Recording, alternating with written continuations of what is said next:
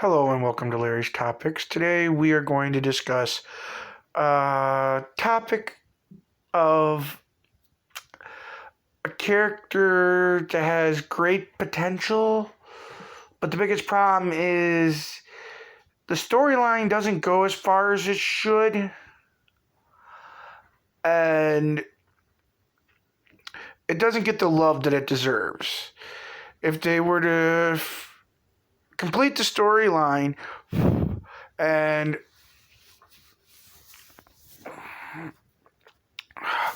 put more love into it, I'm pretty sure it'd go even further. The first movie they made of it for live action, it was pretty good, but unfortunately, its sequel downplayed, didn't get as much releasing as it should have. And the first one, from what I remember, didn't get much releasing popularity as it could have, which really harmed it. And the sequel is actually looked on as being better than the original, which of course is very rare to find because everybody says the first one's always better than the second one or third one. But in this case, it was the second one that was actually better than the first one. And you're wondering what I'm talking about, and it was the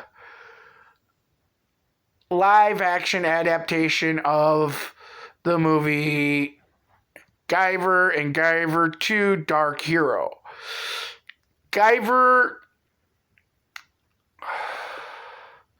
it seemed like they didn't put enough into the story, and they picked a weak main character. And it seemed like the only thing they were pushing the promotion with to try to sell it was the fact that it co-starred Luke Skywalker, aka Mark Hamill. And Mark Hamill did a phenomenal job, but there was just so much the story lacked. And for its time, the monster effects were pretty good. They weren't great. The sequel's monster effects were great compared to it. But, man, there was just too many flaws with the first one.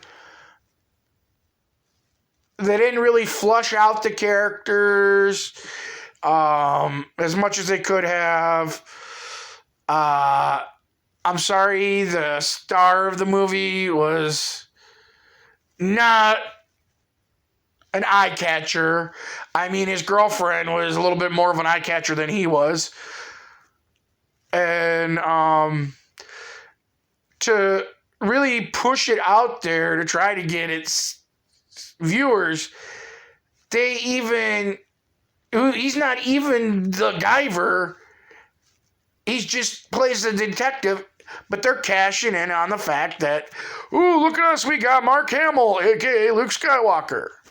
Which I think, actually, it wasn't Hamill. He was great. He was phenomenal in it. It was they pushed him so much that if you didn't know what was going on and even the box doesn't go into too much detail, but you look at the cover image. I'm still trying to figure out how to work editing in that, so forgive me. Nobody is really showing me how to do that. I'm actually trying to figure this stuff out on my own. But literally, they're pushing Mark Hamill so much. They take a picture of the Guyver unit, which is a wicked device when you find out what it can do. And they cut that in half, and they slap Mark Hamill with it on half of Mark Hamill's face. And it's like, really? he's not even the main character. He's a side character.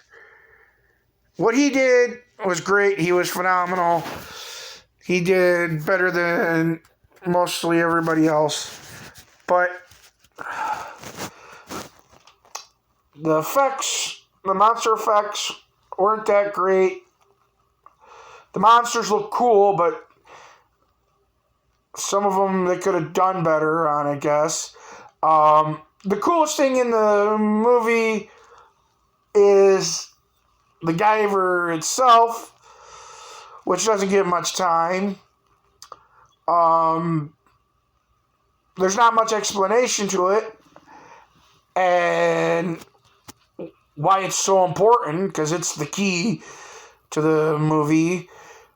And it's just, basically from what I've watched of it, and I've thought about it, they're just like grabbing bits and pieces of a story and just shoving it down your throat. I mean, there is so much missing from the first movie. You don't even know what the hell's going on for the most part. Other than you get that there's bad people that can turn into giant monsters. Some of them resembling horror movie classics, like The Creature from the Black Lagoon. And they're like super strong and dangerous. And then you got the Guyver unit. And there's a big flaw in the movie that nobody notices, but they fix it for the sequel. And if you haven't seen it, you should, just so you know what I'm talking about. Watch the second one. It gives you more in-depth and gives you a better understanding. And the star who plays the Guyver is actually more eye-catching than the original guy. Because, it's not the same guy. I'll tell you that right now. But one of the major prosthetic flaws in the original movie, which is fixed, and you wouldn't know about it until you see the second one or watch the anime, that this little piece is pretty much broke throughout the whole movie, other than when he activates the unit. And it's an antenna. It's like an antenna in the center of the helmet, and it pops up, but at a shark fin angle. And other than it popping up in the beginning when he first transforms, the rest of the movie, the damn thing's laying in the helmet. And, you're thinking, okay, it just pops up for a moment, goes down, and that's where it stays until he activates it again. But it never I think it shows it up, I think maybe towards the end.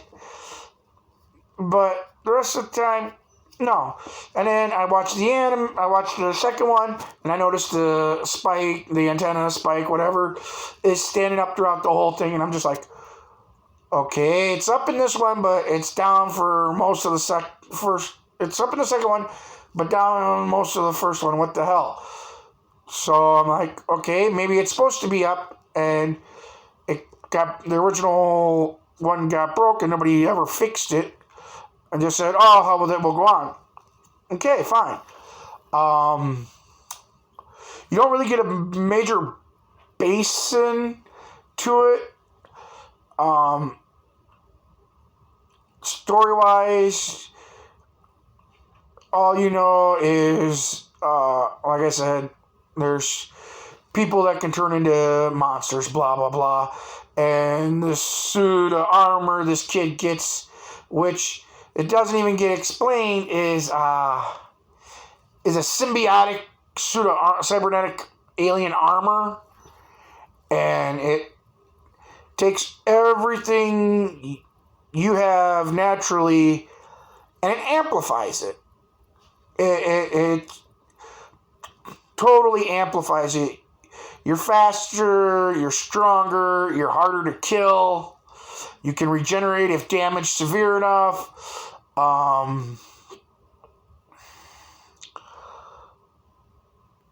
it's got blades on towards the elbow, the back of the forearm that pop out.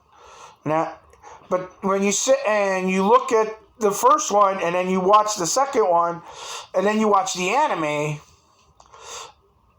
you can see a lot of detailed misfires in the design. In the first movie, the armors are a silverish goldish green with red underlaying, and then you watch the original anime for it before they redid it, and the armor's more of like a nasty jade color, an ugly jade with the red underlay, which is totally gross.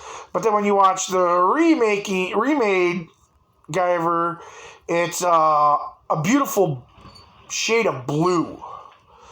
It's really nice. It's oh god, it's a shade of blue that in the lighting they use in the second one, it actually makes the color pop. You know, and even in the sunlight scenes, the daytime scenes, this armor coloration really pops. The anime, when they remake it, the movie is more accurate to the anime. The sequel is more accurate to the anime. The monster effects in the second one are way better. The story's still really pushed for a 90-minute timeline, which really sucks because there's so much character development and so much more backstory to it. You get a big enough chunk of what's going on to get an idea, but at the same time, you're still left scratching your head. You know, you literally have to watch the anime to get an understanding of it. But it's a very underspoken anime. I've seen a lot of it. I didn't see all of it, but what I've seen of it, it's an underrated story. Anime, what have you, manga. It's great, you know. But it's just so underrated. People didn't get a chance to enjoy it. I think if people actually had, if somebody, the right person were to come along, watch the animes, take notes from them, take key information from them, and then write out a decent script with decent, computer animation. You don't want to smother the movie with it like they do with so many others, but you don't want to underuse it. You want to use it for key points. I mean, the live action movie, the effects were practical effects. Sold what you did see in the second one. First one, not so much. But, you know, if they do it just right with practical effects and makeups and prosthetics and probably some puppetry or better puppetry, and then graft this CGI in where it needs to be, they can make it a really good movie. Especially if they work the story plot better.